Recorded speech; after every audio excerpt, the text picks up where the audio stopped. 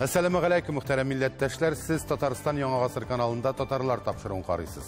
Bizning maqsadımız türlü tübeklerde yaşayışı halkımızı birleştirүү, onların turmuşu hem yaşayışı bilen tanıştırуу. Bugünkü programmada 53 yıl jurnalistikada. Men her vaqtda yaratıp işledim hem yaratkan kişilerim bilen işledim. Millet için can atıp. Tatar harfleri yoktur idi. Binalarını ezilip, kazanlığa, temterli tepetler geldi. Hatta Samara, Ulyanska'ya da varıp gitti. Belebey Tatar Gimnaziyası gajeplendirə. 355 balanın 18'i Rus balası. Bu balarından 18'i de Tatar, benim tuğan tilim, Tatar tili deyip ariza yazalar. Sandıgaçlar Uralda. Balalar bir küp katnaştı. Şunu şartlandıra, şulay Tatarça jırlı, Allah tilese, Tatarça söyleşip de gitti. Bugün Şəxslər səhifəsində ko'rnikli Tatar jurnalisti, Cəmiyyət işçilisi Tataristan Jurnalistlar Birliginin Bellur qələm bölügi iyəsi, Tataristan Respublikasının ad qazanğan mədəniyyət xidmətkarı Rimzil Salixoğlu Valiyev.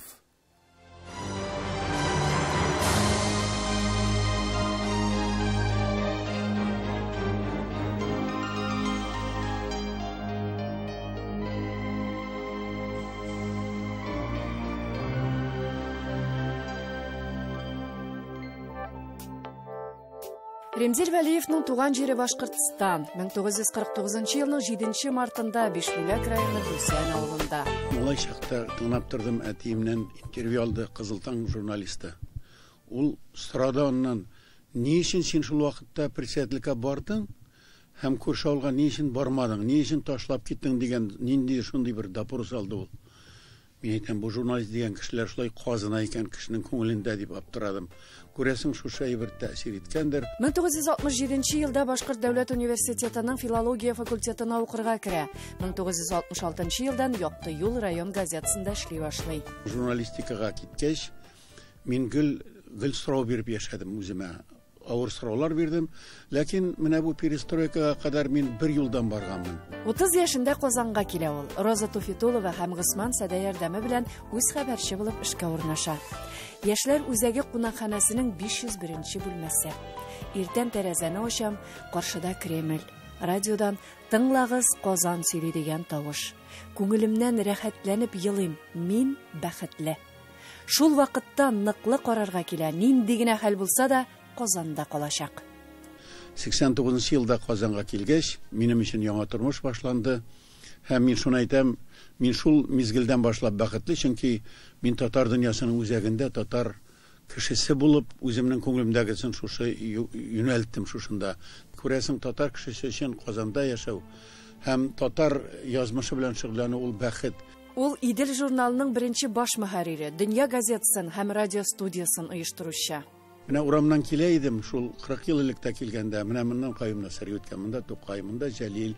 Карыйсың да, мин нәкъ шулай туры килде, мин беренче кичемне йоклаганда Волга кунакханасының тәрәзә төбендә булды. Аннан соң актерлар йортына менеп, аның гример бүлмәсендә иртән әзгенә шәрмәтеп алдым. Гомерем шунда үтте аннан. Татарстан радиосы, Идел журналы, Толстой урамында үзебезнең яшәгән урын, Татар конгресс шушы квадратта үтте. Шулай нәрсик, бу язмышка ничек рәнҗисен. Без бүген Римзил Валиевны халыкка күрсәткән хезмәте аркылы ачарбыз. Дөрес, хатыны татар халкының тагын бер шәхсе Зилә Валиева. Уллары 2 оныклары бар. Бәхетле, матур, төзек гаилә. Безгә калса 50 елдан артык журналистикада хезмәт иткән шәхсебезнең нәкъ менә хезмәт юлы кызыксындыра. 2 югары белем алдым һәм бәхетле дип әйтимме, уңыш дип әйтимме, Мәскәүдә яхшы журналистлар белән эшләдем. Югары комсомол мәктәбендә безне укыттылар, яхшы халимнәр һәм яхшы сәясәтчеләр белән очраштым һәм ул вакыттагы СССРның иң яхшы газетасы Комсомольская правданың 21 миллионлы тиражлы газетында шунда эшләдем. Хәзер инде шәхес буларак та, журналист буларак та өлгереп җиттем. Хәзер күбрәк эшләргә кирәк булачак. Ходай күпме биргәндер. Кеше үзенең Ходай биргән һәм әти-әнисе тәрбияләгән аккумуляторның энергиясен үзен гамәлгә куярга. Ана әйтәләр, илгә бирәм, халыкка бирәм дип, улай гына түгел. Кеше күңелендәгесен мөмкинлеген ачып салырга һәм үзенең потенциалын гамәлгә куярга тиеш. 27 ел гомерен бөтен дөнья татар конгрессына багышлаган шәхес хәзердә оешманың дөнья студиясын җитәкләүче Ремзил Вәлиев журналистларны, сәясәт белгечләрен, тарихчыларны, хезмәттәшләрен түгәрәк өстәл янына җитди сөйләшүгә җыйды. Аның белән параллель рәвештә бер юнәлештә эшләдек. Мин бөтен татар конгрессының башкарма комитетын җитәкләдем. Ул татар автономиясының федераль автономиясын җитәкләде. Шул чорны ул мин конгресска килгән чор әйтер мин без шактый саллы гына үзара җылы мөнәсәбәттә эшләдек. Шушы юнәлештәге эшчәнлегендә мин югары бәялим. Ремзил әфәндене мин шушы журналистика өлкәсендә информация чикләрендә эшләүче иң көчле журналист дип саныйм. Әлбәттә, киләчәктә дә ул безгә кирәкле эшне башкарырга бурычлы дип саныйм. Әгәр дә Ремзил турында сүз әйтергә кирәк булганда, менә мин аны баш хәрефләр белән язып, остазым дип атар идем. Бу чын мәгънәсендә шулай. Әгәр дә менә шушы 20 елдан артык журналистикада эшләү дәврендә татар журналистикасына күпмедер өлеш керткән булсам, бу Ремзилның да хезмәт җимешләре дип әйтәсем килә. Кайчандыр мәктәптә укып яткан җирдән ул мине шушы радио дөньясына тартып керде. Һәм иң беренче радио журналист ясады. Ул әлдә безнең остаз. Чөнки менә аның шикелле ике телдә дә, татар һәм рус телләрендә дә камил рәвештә уйлап, камил рәвештә сөйли һәм яза ала торган журналистны мин әле белмим. Ремзил Вәлиев дигән журналистның исемен Алла бирсә киләчәк буыннарда өйрәнер дип уйлыйм мин. Чөнки ул алып барган менә дәресләр, ул алып барган журналистика барыбыз өчен дә кызыклы. 53 ел журналистикада эшләп мин рекламация, опровержение дигән нәрсәне алмадым. Беркем дә мине син ялганладың дип әйтмәдем. 70 яшьлек юбилее Татар федераль милли мәдәни автономиясының 20 еллыгына багышланган «Автономное плавание» китабы дөнья күрде. Аны тәкъдим итү чарасы иде бу. Хәтерне яңарту өчен дә, киләчәктә яшь буыннарга аңлату өчен дә бу чын мәгънәсендә тарихны күрсәтә торган чыганак. Ремзил сәрәсен без якташлар өчен бүген хөрмәт итәбез.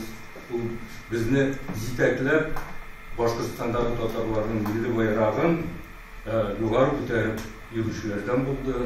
Татар сүзләрен оештыручы, татар иҗтимагыйлыгын оештыручы, татар журналистикасының бик көчле кешесе ул. Мин аның интернеттан да караштырып барам, аның фикерләре белән минем фикерләр күп эшләнгән килә. Тагын шунысы мөһим, очрашуда милләт язмышы белән бәйле темаларга аналитик сөйләшүләр уздыру өчен Ирек мәйданы клубы барлыкка килде. Иҗтимагый оешмалар турындагы мәсьәлә бик әһәмиятле шундыйда.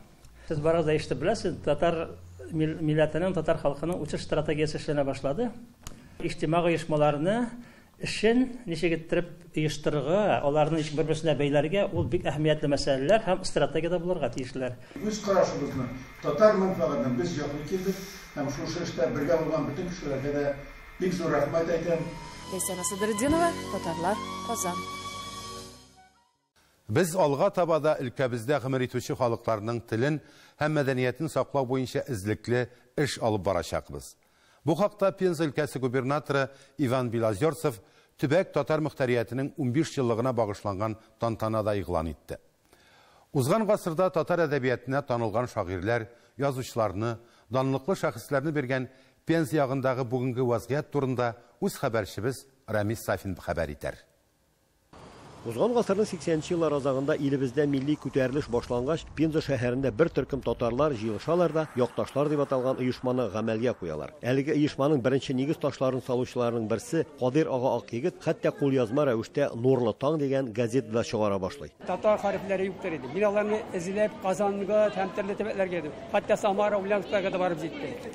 Вот шул алты хәрефне тапмагач инде мин кул белән язып, машинка сатып алгач, аларны хәрефләрне әйләндереп, анда булмаган хәрефләрне язып кул белән эра дигән копировальный аппаратта 100 штук чыгара идем. Мәгълүм булганча, Россия Федерациясында татар милли автономияләре беренче булып Ульяновск, Саратов һәм Ленинград өлкәләрендә теркәлделәр. Һәм әлеге 3 оешма бергә җыелышып шул ук елны Казанда Татар Федераль Milli Автономиясын юстиция министрлыгында теркәүгә ирешәләр. Һәм шул елдан соң инде илебезнең башка төбәкләрендә татар милли оешмалары федераль дәрәҗәдә теркәлә башлыйлар. Һәм менә бүген инде Пенза шәһәрендәге Татар Milli Автономиясе үзенең 15 еллыгын өлкәнең зур филармония концерт залында, зур тамаша залында уздыра. Пенза өлкәсендә татар автономиясе моннан 15 ел элек оешса да, андагы зур эшләргә, яңа проектларга Бакир Акҗигитов рәислек иткән чорда нигез салына. Һәр төрле әдәби укулар, фестиваль, конкурслар, авылларда очрашулар уздыру, мәктәпләрне дәреслекләр, матур әдәбият белән тәэмин итүдә гадәти күренешкә әйләнә.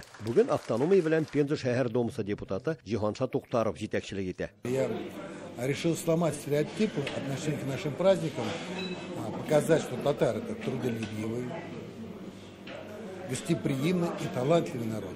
Что мы это не только Сабантуй, Чак-Чак и Тюбетейка, это серьезные производители.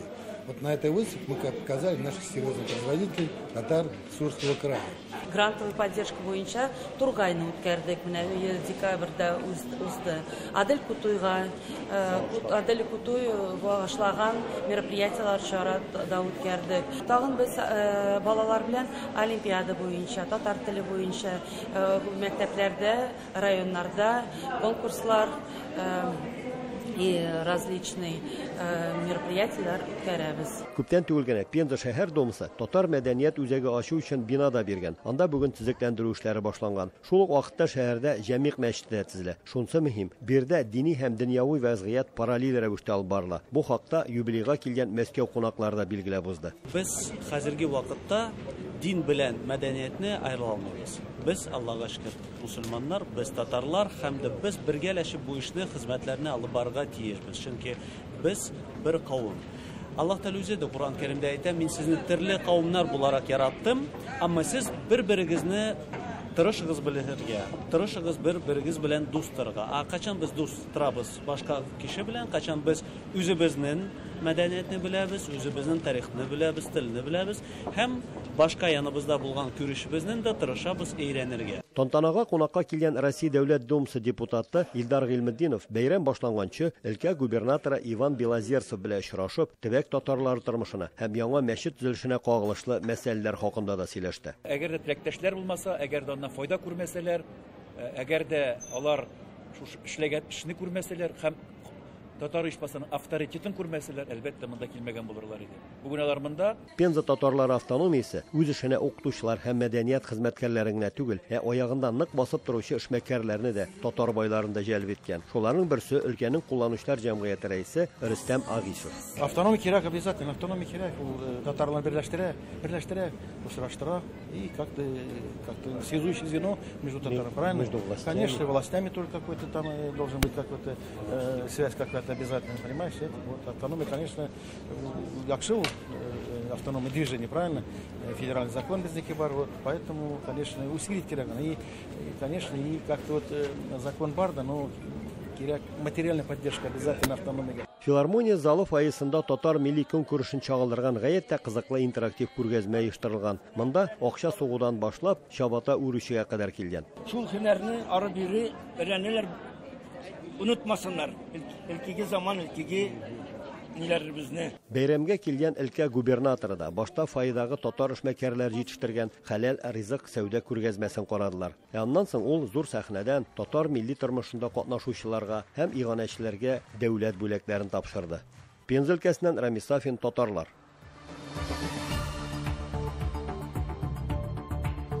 Хөрмәтле тамашачылар, сез Татарстан Яңа гасыр каналында татарлар тапшыруын карыйсыз. Программабызның икенче өлешендә. Бәләбәй татар гимназиясе гаҗәпләндерә. 355 баланың 18-і рус баласы. Бу баларның 18-і дә татар, минем туган телем татар теле дип ариза язалар. Сандугачлар Уралда. Балалар бик күп катнашты. Шуны шатландыра, шулай татарча җырлый, алар Алла теләсә, әле татарча сөйләшеп тә китә. Башкортстанның Бәләбәй шәһәренә бөтен республикадан ак калфаклар җыелды. Килгән кунакларга Бәләбәйнең татар гимназиясе укучылары сәхнәләштерелгән тамаша әзерләде. Шулай ук әлеге шәһәрдә яшәүче күренекле хатын-кызларны данлады. Бәләбәйнең сәләтле балалары һәм уңган үткен татар ханымнары белән хәбәрчебез Миләүшә Латыйпова танышты. Бәләбәй шәһәрендә һәм бигрәк тә дә олы кунакларны каршы алуыбызга бик шатбыз. Борынгыдан килгән Нәүрүз бәйрәмен яки Яңа елны Бәләбәй татар гимназиясында үзенчәлекле итеп каршы алдылар. Моңа кадәр укучы балалар гореф-гадәтләрдән калганча сыйныфтан сыйныфка Нәүрүз такмагын укып яки яттан әйтеп бәхет уңышлар теләп йөргән. Быел мәктәпкә килгән кунакларга көтеп алган яз бәйрәме белән котлауны балалар сәхнәдән җиткерде.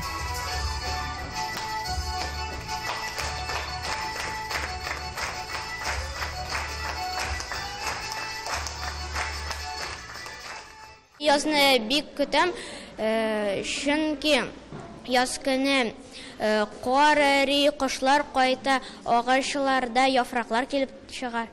Бәләкәй класслардан ук җырлап йөрим. Минем шулай ук апам да җырлады, монда укыды, бу гимназиядә. Туган телләрне өйрәнү буенча кергән үзгәрешләр Бәләбәй гимназиясына кагылмаган. Бүгенге көндә биредә 355 бала укый. Барлык укучыларга атнасына 3 сәгать татар теле һәм әдәбияты дәресләре керә. Мәктәп директоры Дамир Хәбибрахманов сөйләвенчә, гимназиядә хезмәт, җыр һәм физкультура дәресләре шулай ук туган телдә укытыла. Бездә 18 рус баласы укый. 355 баланың 18 рус баласы. Бу баларның 18-і дә татар, минем туган телем татар теле дип ариза язалар. Мәҗбүри бер нинди җәлеп итү юк дип әйтәсем килә. Үзләре язып, безнең чөнки алар татар телен, татар әдәбиятын өйрәнәм дип киләләр бит инде.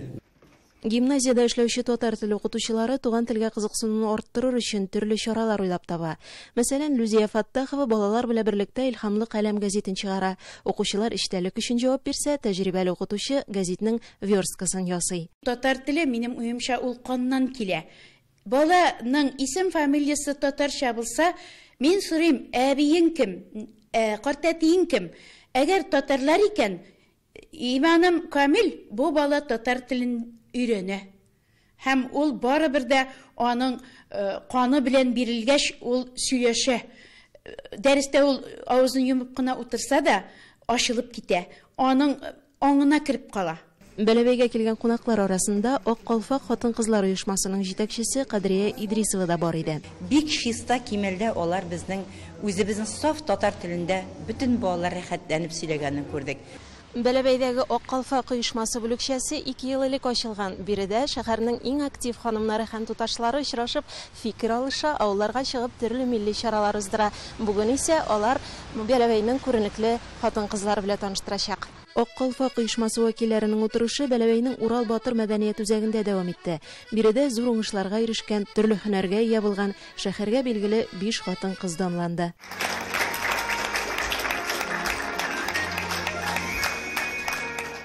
Дилә Садыкова 41 ел дәвамында балаларга татар теле һәм әдәбият укыткан.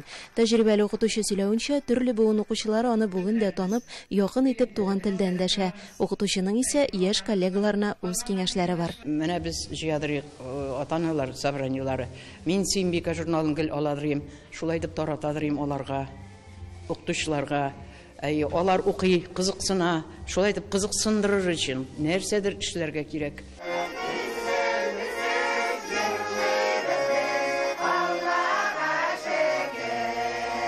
Бүгенге көндә Башкортстанда актив рәвештә эшләп килүче Ак калфак оешмасының бүлекчәләре саны 40-тан артык.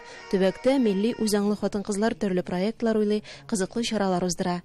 Башкортстандагы Ак калфак оешмасының җитәкчесе Люция Вафина әйтүенчә, татар җәмгыятьчеләренең эшчәнлегенә башка милләт вәкилләре дә кызыга. Без бөтен милләтләрне дә чакырабыз. Безгә бигрәк тә дуслык кирәк, бер-беребездән өйрәнү кирәк. Күбесе үзләре мөрәҗәгать итәләр. Безне чакырыгыз әле, сез ничек эшлисез әле дип сорыйлар. Миләүшә Латыйпова, татарлар, Бәләбәй шәһәре. Телне саклау безнең бөтен халыкның бурычы ул. Ләкин шул вакытта җитәкчеләрдән күп нәрсә тора. Беренчедән, чыннан да яңадан бар милли университет безнең булырга тиеш, татар милли университеты. Аннары икенчесе дип саныйм мин шул һәр районда bir элитный татар гимназиясы булырга тиеш. Һәр районда мәҗбүри рәвештә. Һәм аны шулай куярга кирәк. Анда инглиз, төрек телләрен укытып, шулар белән балаларны ата-ананы кызыктырып, һәм аннан соң иң камил җиһазларны булдырып, иң яхшы укытучыларны табып, сайлап алып, конкурс белән һәм аларга әйбәтләп түләп, эшләтсәң менә, ул гимназия эшли. Үз дәүләтен саклый алмаган милләткә телен саклау җиңел түгел. Татар телен гаиләдә өйрәнергә кирәк дигән нәрсә. Әлбәттә кирәк гаиләдә, ләкин гаиләдә өйрәнеп кенә ул аннары шигән тел булып калачак. Әнә бит шигәннәр гаиләдә әйбәт сөйләшәләр. Арбада утырып бара йөри, җырлап бара шигәнчә. Менә без ана шул хәлгә калабыз. Шуңа күрә телнең нигезендә бары фәннилек атырга тиеш. Әгәр фәне бетсә, тел бетә. Урам тел булып кала. Екатеринбург шәһәренә кабат сандугачлар җыелды. Урал сандугачы төбәгара конкурсы быел айруча истәлекле. Урал баш каласына Россиянең 11 төбәгеннән 200-дән артык катнашучының җыелганы юк иде әле дип җиткерә безнең хәбәрчеләребез. Бәйгедә нинди җырлар башкарылды? Кемнәр катнашты? Узган еллардан бу конкурсның аермасы нидә? Киләсе язмада. Урал сандугачы татар көйләрен башкаручылар фестиваль конкурсы 2004 елда Екатеринбургта барлыкка килә. Башта ул 2 елга бер тапкыр, аннары күп санлы мөрәҗәгатьләр һәм сораулардан соң ел сайын үткәрелә башлый. Урал сандугачы конкурсы һәр ел яңа исемнәр һәм талантлар ача дисәк, һич тә ялгыш булмас. Урал сандугачы фестивале безнең быел 12-нче тапкыр үтә. Гомумән алганда, менә соңгы елларда аны үткәрү авырлаштырыла бала. Ничектер финанс якларыннан да кризис бөтен нәрсәдә чагыла. Шуңа карамастан теләүчеләр, катнашырга теләүчеләр бик күп. Быел безнең 11 төбәктән катнашучылар килде. Россиянең 11 төбәгеннән. Иң ерак шәһәр дип Санкт-Петербургны саныйбыз инде без. Тобольскилардан, Ярославльдан, Татарстан, Башкортстан һәм Урал төбәкләреннән гомумән катнашучыларның географиясе киңәйде. Һәм безнең фестивальне менә шулай итеп дөньяга таралуына без бик шат. Ничектер эшлисе килә. Бөтен авырлыкларны җиңәсе килә. Гомумән әгәр дә бу халыкка кирәк икән, димәк безнең эшебез кирәк дигән сүз. Урал сандугачы 2019 бәйгесенең үзенчәлеге инструменталь ансамбльләрнең рекордлы саны. Бирдә баян һәм гармуннан тыш, рояльдә, скрипкада, флейтада да уйнадылар. Яшь буын нигездә русча сөйләшсә дә, Урал сандугачы конкурсында туган телдә җырлаучылар кимеми. Балалар бик күп катнашты, анысы шатландыра. Мин инде махсус туктатып сорыйм, мен әйтәм, татарча беләсеңме дип. Алар миңа урысча җавап бирә, әмма ләкин татарча җырлый. Шунысы шатландыра, шулай татарча җырлый, алар Алла теләсә, әле татарча сөйләшеп тә китә. Чөнки андай очраклар бик күп булды, татар моңына катнашучылар арасында да чит төбәкләрдән. Вот, благодаря конкурсу татар моңы без научились татарскому языку дип, шулай менә потихоньку өйрәнәбез дип. Шуңа күрә конкурсның киләчәге бар, бик матур, регионда гына түгел, шушы сибелеп яшәгән татарларны берләштереп, очраштырып, рәхәтләнеп, бер җырлаштыра торган бер матур конкурс. Быел бәйге нәтиҗәләре буенча 4 җырчы Вил Усмановтан Казанда узачак татар моңы халыкара телевизион конкурсында катнашырга чакыру алды. Әлеге исемнәрне хәтерегездә калдырыгыз. Екатеринбургтан Рушан Камалов, Чиләбедән Анжелика Муратова, Свердлов өлкәсенең Красноуфим районы Баяк Тамак авылыннан Илона Василова, Чиләбе өлкәсенең Троицкий шәһәреннән Алсу Мөхтарова. Мондый уңышларга зур хезмәт, үҗәтлек һәм татар музыкасына мәхәббәт булганда гына ирешергә мөмкин. Мин җырладым Әллүки дигән җырны, татар халык көенә Габдулла Тукай сүзләренә язылган җыр. Ул бик катлаулы җыр. Җырны сайлаганда ничәдер тапкыр мин үзгәртергә туры килде. Ялгышмаган дип уйлыйм, килеп чыккандыр дип уйлыйм. Миңа монда бик ошады. Монда Ярославльдан, Башкортстаннан, Татарстаннан, Уралдан катнашучылар килгән. Бик күңелле, бик кызыклы булды. Урал сандугачы 2019 бәйгесе җиңүчеләрне бүләкләү тантанасы белән тәмамланды. Айрым башкаручы, ансамбль, инструменталь башкару номинацияләрендә махсус призларга ия булганнарны һәм лауреатларны тамашачылар кайнар алкышлар белән каршы алдылар. Тантана ахырында музыка форумында катнашучыларны тагын бер бүләк көтә иде. Татарстан Республикасының халык артисты Вил Усманов Урал сандугачы конкурсы өчен махсус язган гимнын башкарды. Инсаф Абдулла, Әлфия Габдушева, Татарлар, Екатеринбург. Бүгінгі әзірленген сюжетларыбыз менә шулар иде. Рәхмәт сезгә, хөрмәтле тамашачыларыбыз. Без һәр вакытта сезнең сорау тәкъдимнәрегезне күз уңында тотып эшләргә тырышабыз. Авырлыкларга бирешмичә, күркәм гамәлләр кылып яшик. Сау булыгыз.